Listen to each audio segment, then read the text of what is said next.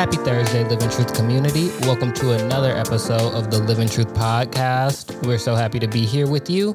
As always, I'm your producer, Sean. I am joined by your host, Nifiah Reed.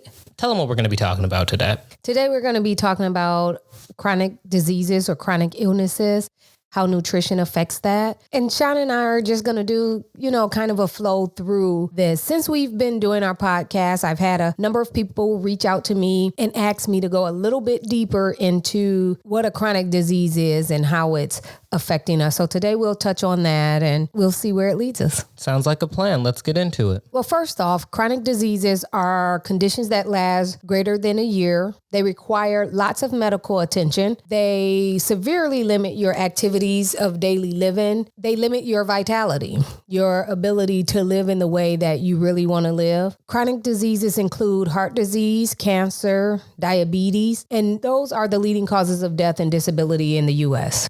Nearly half of all Americans suffer from at least one chronic disease. So that's about 48% or 140 million people. So again, we're talking about heart disease, cancer, diabetes, hypertension, stroke, respiratory diseases, obesity, arthritis, even oral diseases. And oral diseases, oral means diseases of your mouth. They lead to hospitalizations, long-term disability, reduced quality of life, and eventually death if they are not managed. Included in this discussion of chronic lifestyle illnesses, do chronic mental lifestyle illnesses fall under this category as well, like depression or anxiety? These are also things that would hinder you from living life the way you want to live it, and, things that can be combated by some of the things we talk about, the way you move and your nutrition and things like that. Absolutely. And in the healthcare arena, we recognize that when you are suffering from a physical disease, it highly affects your mental capacity, your behavioral capacity. So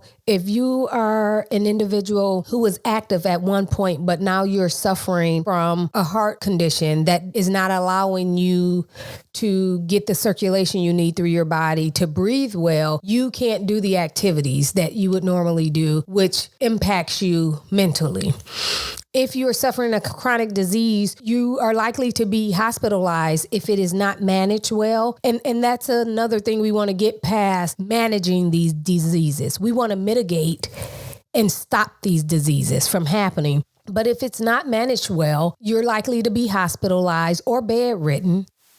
And now you're suffering again in a psychological capacity. In addition, anxiety, depression, all of those other mental illnesses that are not checked for whatever reason, lack of access, lack of knowledge, embarrassment, those can cause long-lasting effects and exacerbate just like our physical chronic diseases and not our mental chronic diseases. You talk about the mitigation and sort of being proactive about a lot of these chronic lifestyle illnesses. What's stopping us as a population, as a people from getting there? We have you and other outlets putting out all of this critical, crucial information all of the time on these chronic illnesses, how to get ahead of them. And if you've already been affected, how to work with them to, sort of reverse the clock. So what's stopping us from really addressing these issues? Each individual is making a choice.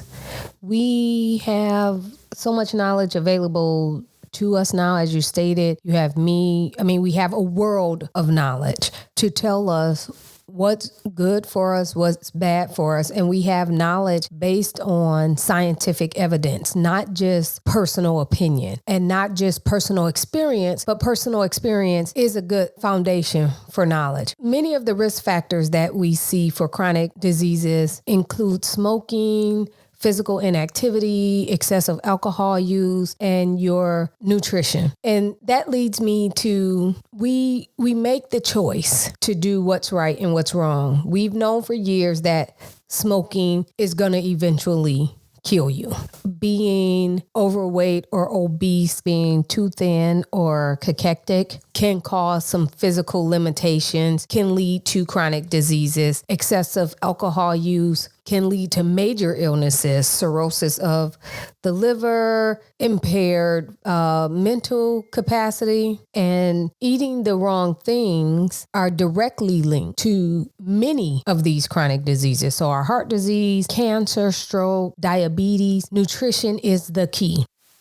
At a recent event in which I have personally treated and provided services for individuals with chronic lifestyle illnesses who are currently suffering some of those illnesses, and some of those people who, as a trained clinician, I recognize signs of disease in. The food layout was completely inadequate to serve those people. And what I mean by that is the food was provided to give a lunch to these individuals, but nothing in that lunch was of any nutritional or health value. It consisted of meat and cheese sandwiches, veggie sandwiches with cheese and mayo, all different types of potato chips, different sodas. And I believe there was some sweet treat there. At this event, what I ate was grapes, which I had brought with me. And that's a thing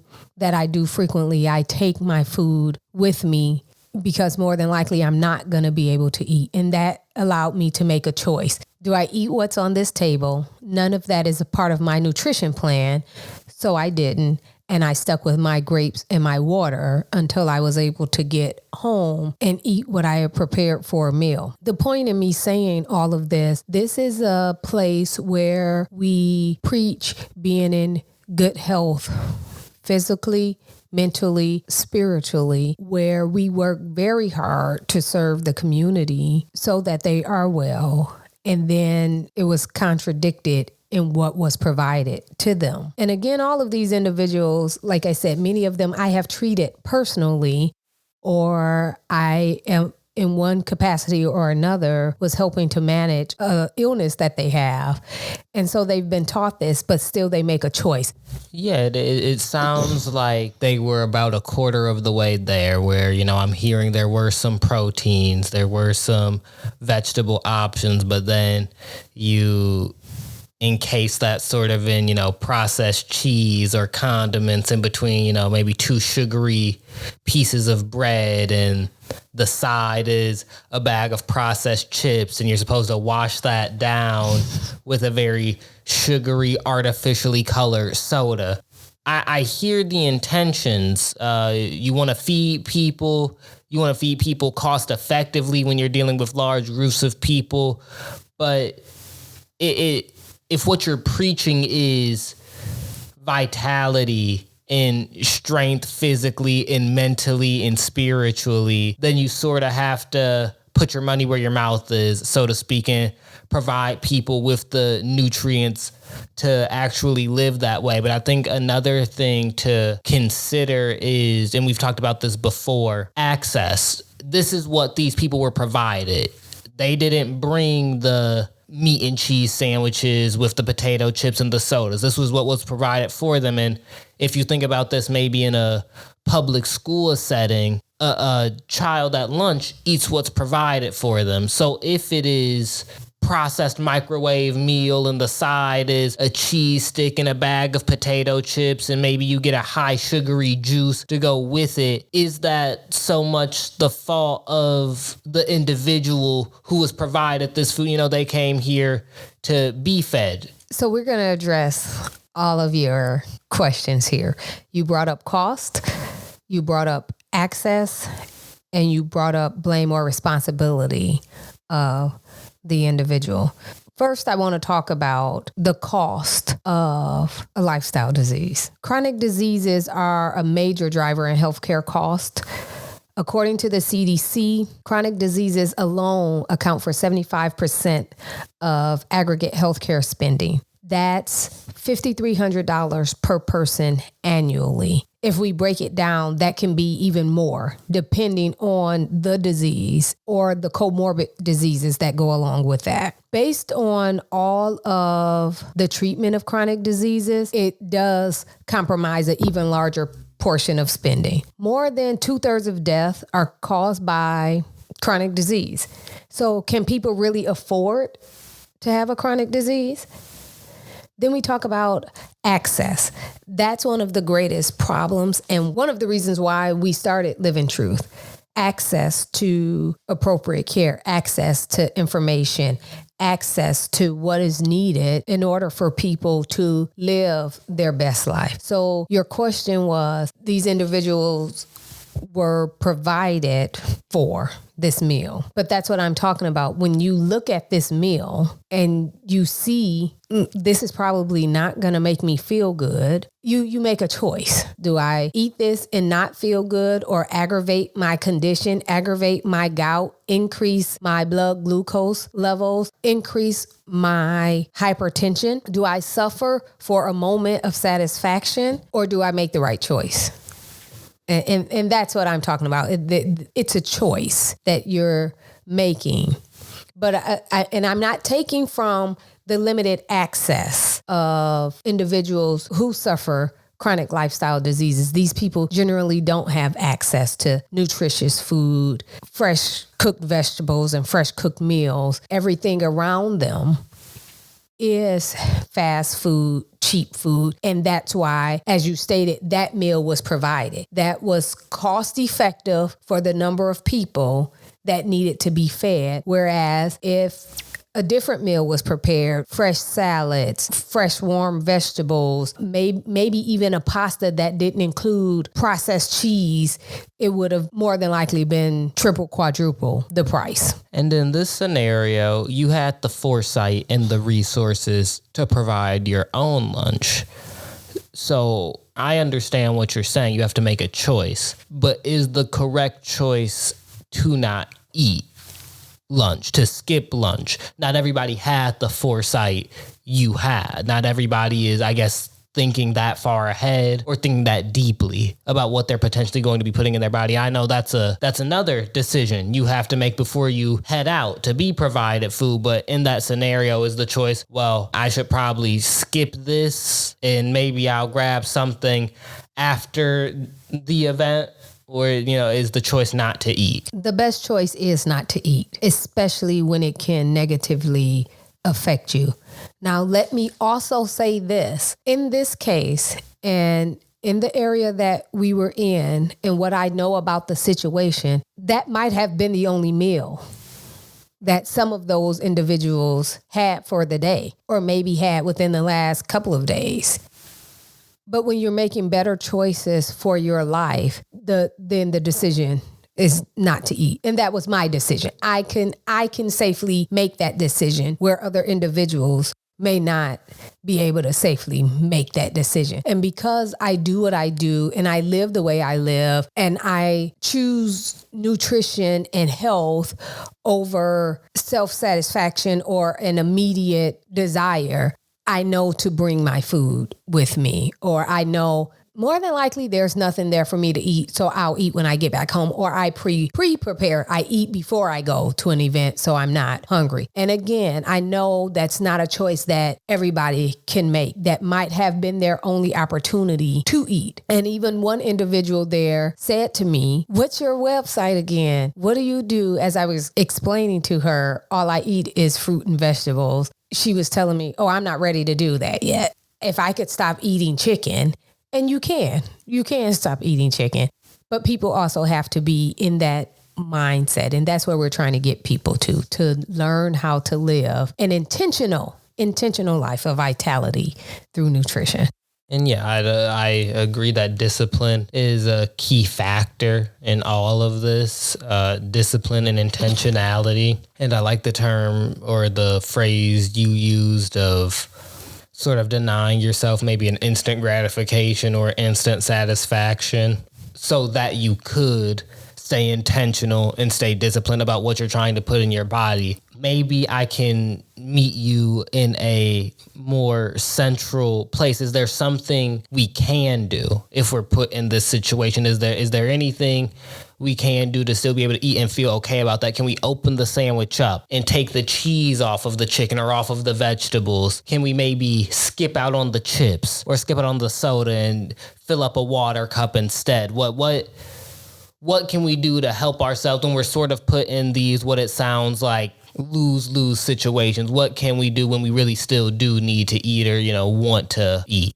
And you said exactly that. You can open up the sandwich and take off the cheese. However, this cheese was melted throughout the vegetables. And then you have the condiments that are already spreaded within the bread. But you do have choices because this was a real situation. What someone could have done in that situation is exactly what you said. Skip out on the soda, drink the water, not eat the potato chips, and maybe just eat the veggie sandwich. Now, not everybody is a vegan or vegetarian. You still have your meat eaters out there. And there are nutrients to be had in some other things that you can find outside of just eating. The best source is what grows out of the ground. It's the plants and the fruits. That is what the animals eat. But there are nutrients to be found in some of those other things that people are consuming. There's some negatives too, but the biggest issue with that particular sandwich or one of the particular sandwiches is that all of the meat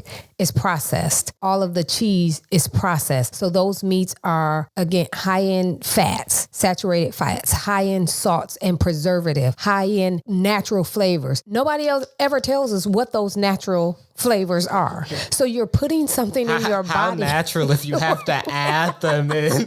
Exactly. And that's my point. We don't even know what we're putting in our body. So even in that arena where, okay, I'm going to make this choice, I'm going to try and pull the cheese off, or I'm going to only eat half, you are microdosing yourself, micro-poisoning yourself. We've got to coin that term. I like that a lot. Sorry, going to carry on. And so are you going to just continue to do that? And I just want to say, if it was poison, a known poison, I'm just going to take a little bit of this poison today, maybe not tomorrow. And then the next day I'll take a little bit more of this poison. And then I'll skip a day and you're going to die eventually, or you're going to become very, very sick if you don't die. And that's the same when managing your nutrition and what you're putting in your body. It's important to make sure that you're putting the right things in your body to reach the highest level of health. The heart-wrenching part of that is we sort of already know the answer to the analogy you just made, which is kind of what you started with. People will, think about smoking or drinking alcohol. People quite literally will say, yeah, I'll just take a little poison today. Mm-hmm. And I'll skip tomorrow, but then the next day I'll take an extra dose, I'll have 2 cigarettes or 4 drinks. And so we know that people are willing to look something in the face. Like you said, it's on the label. Mm-hmm. It's on the box. This will cause this disease. This will kill you. People are willing to sort of look over it for their temporary satisfaction. How do we get people to want to be more disciplined or intentional? Again, as I started this podcast off, it's a choice. In order to get to your next level of success in nutrition and health, you have to be disciplined. You have to abstain. You have to make some sacrifices to get to your next level. It's not easy.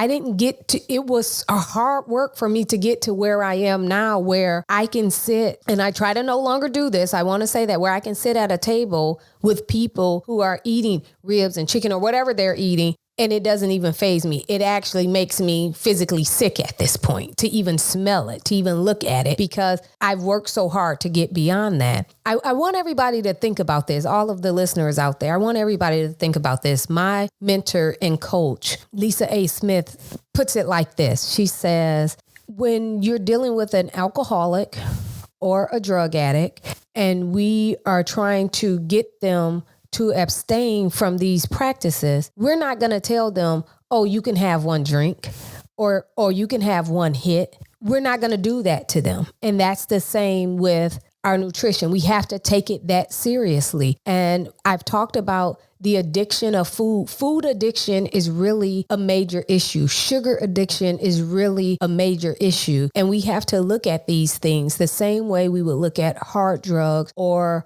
substance or alcohol abuse. We have to look at food and sugar the same exact way. And I think you just made some really clarifying and important points there. Hopefully sometime soon we can have a more in-depth conversation about the depths of your own specific journey, the years it took you to get from where you were to where you are now, because like you just stated, it was not always easy to smell the bacon cooking in the morning and go, Lord knows it was not always. I'll just have a piece or a bite of that, something along those lines, and just, look at it like anything else. You brought up very severe things like drug addiction, alcohol addiction, but it takes discipline and intention, just like graduating high school or college. You have to prioritize. If it is truly your goal, you have to make it a priority, and you have to move in the way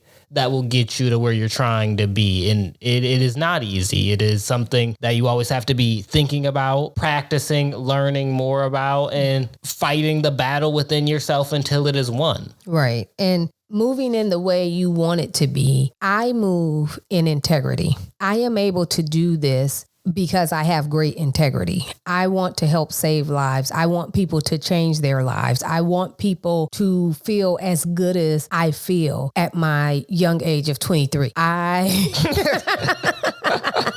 I'm also 23, audience. I want people to live a long life. So I don't sit here and tell you what you should be doing, and I'm not doing it. I'm doing it every day, and it's hard work. Every day. Every morning when I get up early, I know I need to go move my body, and I attempt to do that before I start my day. I start my day with prayer. I get up and I try and see my husband out the door for work and get my workout in before I'm distracted by all of the woes of the day. You heard me say over and over again, if you've listened to these podcasts, I pre-prep my meals. Then I don't have an excuse to go buy food out or to not eat or to eat something that's not beneficial to me. When I shop, I don't even buy things that are not beneficial to me. I was sharing with Sean and his girlfriend the other day. I was standing in my pantry and I was just so proud of myself of how it looked. There was nothing in my pantry that could cause me to fall off the wagon or cause me harm. And I was just so happy about that, that I needed to share it. So I live in integrity so that I can help all of you live a better life and live in integrity and share what I'm sharing with you with others. And I can second that. She most certainly does. She is something for all of us here in the Live in Truth community to aspire to, a real example of practicing what you preach. Me, on the other hand, I will tell you to do things that I'm not doing because I want to see you be the best version of yourself. Don't be like me. When I hit stop recording on this podcast, I might go have a milkshake. Don't be like me. I want you to be the best version of you and really, live that slogan, live an intentional life of vitality through nutrition. It is that important. I know I just made that side comment there, but like I started with, I am also trying to aspire, to the standards that Nifiah has set. And again, I just like to double down on, I have witnessed her practicing what she's preaching, and it's truly not telling anybody to choose in a way that she does not choose, eat in a way that she does not eat, move in a way that she does not move. And it has made an enormous, noticeable difference from an outside perspective in her life. So I truly cannot even imagine the internal changes it has made, for her personally, making all of these really significant positive changes. And to talk about the internal changes, I mentioned very early on that I was also diagnosed with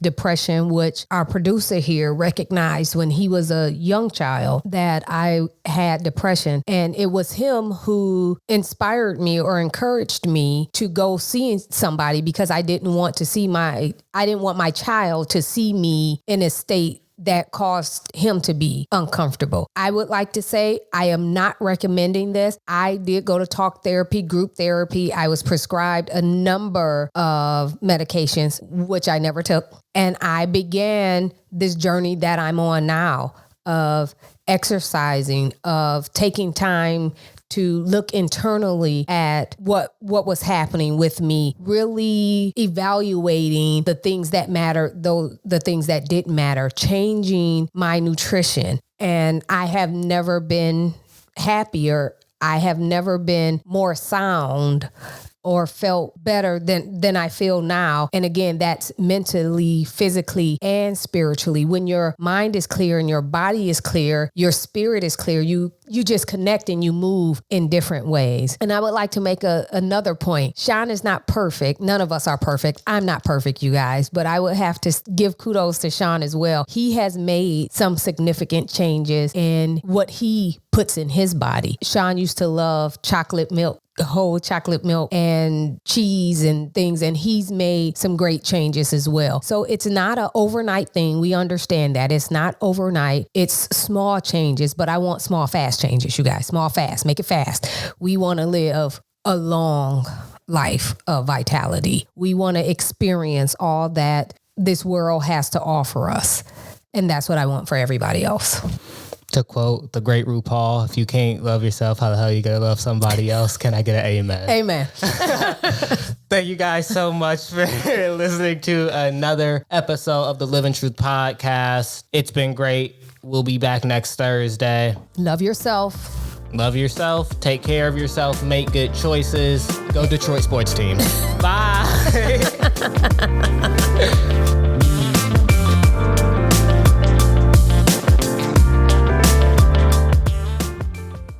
Thank you all for joining us for another episode of the Live in Truth podcast.